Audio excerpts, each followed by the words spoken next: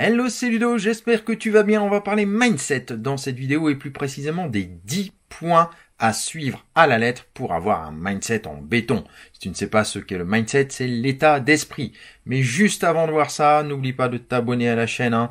Tu cliques en dessous sur le bouton rouge et moi, je te retrouve juste après le générique.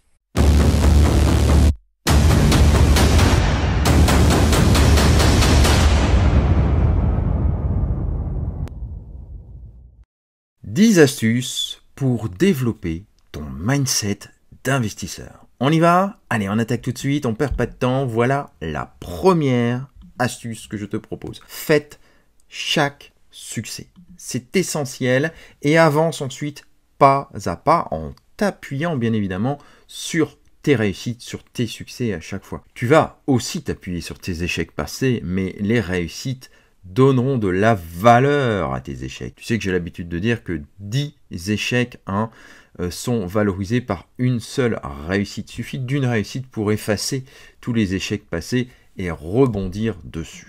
Ne sois pas pressé, mais régulier. Avance étape après étape.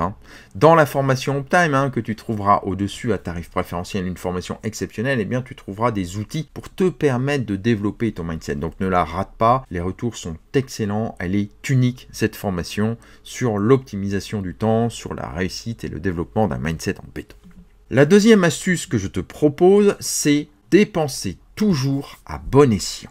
Qu'est-ce que ça veut dire? Lorsque tu investis dans un objet, pense à ce que tu vas en faire. Par exemple, moi j'utilise l'Osmo Pocket pour me filmer un peu dans toute situation. C'est un investissement entre 200 et 350 euros grosso modo. En fonction de si tu prends l'outil sur back market, tu vois, en reconditionnement, c'est-à-dire en occasion, voilà, je cherchais le mot, ou alors si tu l'achètes neuf, moi je te conseille de prendre cet outil en occasion. Ça te coûtera moins cher et en plus c'est en excellent état. Donc ça c'est une astuce complémentaire. Lorsque tu fais une formation, avec moi ou avec quelqu'un d'autre, eh bien, il faut que tu te dises, est-ce que cette formation va me servir? Est-ce que je vais l'appliquer tout de suite ou est-ce que je vais la mettre dans un coin et pas l'utiliser? Tu vois? Même si elle est en promo, il faut que tu te dises, ça va m'être utile. Dans tout ce que je fais, moi, je mets beaucoup d'énergie et les formations que je propose sont ultra qualitatives. Donc, elles te permettent d'avancer. Maintenant, si tu fais rien, je ne peux pas le faire à ta place. Ok? Donc, pense à ça, dépense toujours à bon escient. Troisième point, épargne pour l'imprévu. Pense à te constituer une cagnotte. Je t'ai déjà donné des astuces. Tous les jours, pense à poser des plots pour économiser, pour investir. Ça ne va pas germer comme ça tout de suite, mais ça va germer sur le temps. Donc, tu peux te préparer une enveloppe dans laquelle tu vas mettre un billet de temps en temps quand il te reste un peu d'argent, en espèces, ou alors, eh bien, s'il te reste des pièces, tu te prépares un verre ou une tirelire et tu mets à l'intérieur au fur et à mesure. Tu vas voir que cette cagnotte va grossir de semaine et de mois en mois. Et ça va te permettre de réaliser un investissement. Ça peut être un petit investissement, entre guillemets petit. Si je prends l'exemple du P1000 sur les paris sportifs, eh bien, tu vas très vite, avec cette méthodologie, arriver à 1000 euros d'investissement. Et après, ces 1000 euros que tu auras générés en économisant vont te permettre d'en générer 10 000, puis ces 10 000 d'en générer 100 000. Si tu ne sais pas de quoi je parle, eh bien, tu vas voir sur la chaîne, il y a une vidéo sur le sujet, 2000 euros par mois grâce à ça notamment, et j'en ferai d'autres.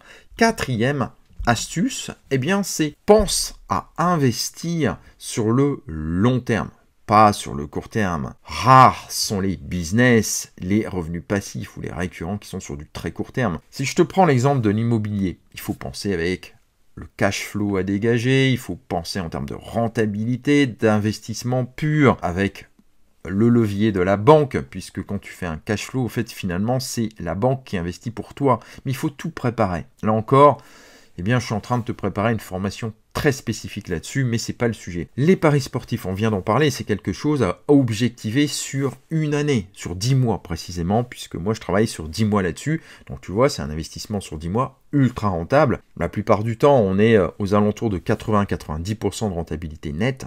T'imagines? Mais bon, ça peut fluctuer entre 30 et même 120%, on ne sait pas. Il peut y avoir des années plus faibles et des années encore plus forte. Et puis tu as la bourse aussi, j'aime bien donner ce triptyque là, puisque la bourse c'est un investissement indissociable de tous les autres, il faut mettre des billes, mais attention, pas n'importe comment. Il faut faire attention à tous les pièges qui existent et apprendre à gérer et à automatiser, on en reparlera. 5e astuce, évite d'emprunter. Ou si tu empruntes, je t'en ai parlé juste avant avec l'immobilier, eh bien tu vas générer des bénéfices avec cet emprunt. C'est l'exemple parfait de l'immobilier avec le cash flow, c'est-à-dire que c'est la banque qui va générer ton investissement. Admettons, tu as 1200 € à rembourser chaque mois à la banque pour ton immeuble de rapport, et puis toi, tu rentres 1900 € de loyer locatif.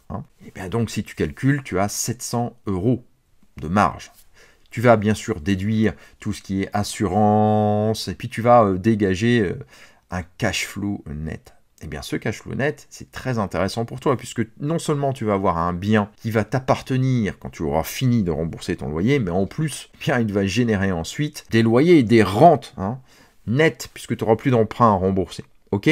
Après, tu vas me dire, derrière, il y a la taxation. Mais là, il y a des astuces également. Je t'en parlerai dans une formation dédiée à ce sujet. 6e astuce, apprends à gérer le risque. Il y a toujours des risques dans la vie. Moi, j'ai des étudiants qui me disent « Ah non, je le fais pas. Ah tu comprends, Ludo, si je gagne à 800 €, après, j'aurai plus le RSA. » Ah ouais, tu n'auras plus le RSA. Si tu es au RSA, tu vas pas vivre avec le RSA toute ta vie. À un moment donné, imagine l'État s'écroule. Tu n'as plus de RSA, tu n'as plus rien du tout. Donc, à un moment donné, il faut avancer, prendre ton risque et apprendre à générer tes revenus passifs, tes récurrents par toi-même. Sinon, le jour où tout s'écroule, et le système, je peux te dire qu'il n'est pas pérenne. Donc, à un moment donné, ça va s'effondrer, et puis ceux qui n'auront pas pensé à se construire une retraite, etc., n'auront rien. Donc, c'est aujourd'hui, tu dois apprendre à gérer ton risque, à sortir de ta zone de confort, à mettre en place, tu vois, je te l'écris, des gestions financières, et à utiliser l'effet levier dès que tu le peux. C'est ce que je te présente dans la formation Tips autour des paris sportifs, qui vaut de l'or, puisque je te livre tout, comme d'habitude. Et moi, j'utilise ces phénomènes de gestion de risque, de gestion financière et des effets leviers. Encore une fois, c'est un triptyque qui est pour moi essentiel pour le développement quand tu es entrepreneur et quand tu es investisseur. 7e astuce que je te livre en toute situation. Cherche le bénéfice. Utilise les crises pour générer du bénéfice. Au moment où je te parle, on n'est pas loin d'une crise financière majeure. On est fin 2019. Certains disaient ça va arriver en fin d'année. Bon, a priori, ça ne sera pas pour la fin d'année, ça sera plus pour 2020. Mais on n'est jamais sûr de rien. Ce qui est sûr, c'est qu'à un moment donné, elle va arriver. Et à ce moment-là, il faudra être prêt. D'accord ? Et c'est dans ces situations de crise que la plupart du temps, tu peux rebondir et injecter justement des investissements qui vont te rapporter énormément sur le temps. C'est comme ça que ça fonctionne quand tu es en mode investisseur. 8e astuce, apprends à déléguer et à ne pas tout vouloir contrôler. C'est une erreur que font tous les investisseurs débutants. Une erreur, oui et non finalement, parce qu'au début, il faut mettre les mains dans le cambouis. Il faut que tu testes, que tu essayes par toi-même. Et après, tu vas apprendre à déléguer quand tu trouveras une personne qui est, moi c'est la règle que je m'applique, à 75% en capacité de faire comme toi. À 75%. Là, tu délègues. Et puis la plupart du temps, tu verras qu'elle est en capacité de faire bien mieux que toi. D'accord ?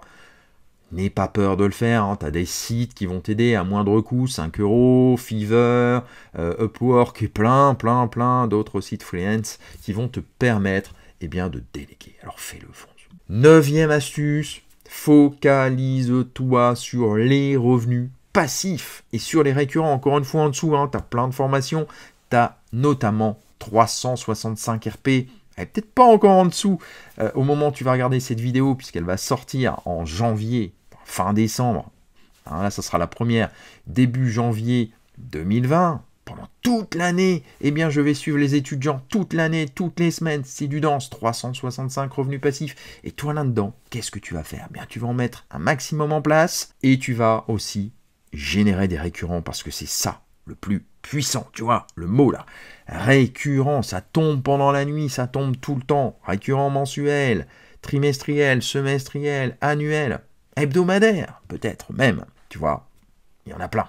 Tu vas voir, quand on aura, tu seras tranquille. 10e et dernière astuce, établis un budget. Bien évidemment, diversifie et choisis des actifs à fort potentiel d'évolution. Je te redonne ma pépite, le P1000, dans les paris sportifs. J'ai tout mis en place, ça fait 10 ans. 10 ans que je bosse dessus, t'imagines ? 2 ans que j'investis. et 10 ans de préparation pour obtenir le Saint Graal dans ce domaine-là. Un levier terrible. Mais après, bien sûr, tu as l'immobilier, hein, je te répète, mon triptyque d'or et la bourse. Ça, ce sont vraiment les 3 choses essentielles. Et après, tout le reste, eh bien, c'est du revenu passif. Hein. Lorsque tu fais des formations sur Internet, ça tombe ponctuellement, tu vends des produits, etc. etc. Et moi, derrière, eh bien, j'ai tout un système de récurrent. Encore une fois, eh bien, si tu me suis, tu sauras très vite de quoi je parle et je suis là pour t'aider. J'ai fait le tour de ces 10 astuces pour que tu deviennes un investisseur. Un bon investisseur qui sait aller chercher les choses au bon endroit et les bonnes astuces surtout.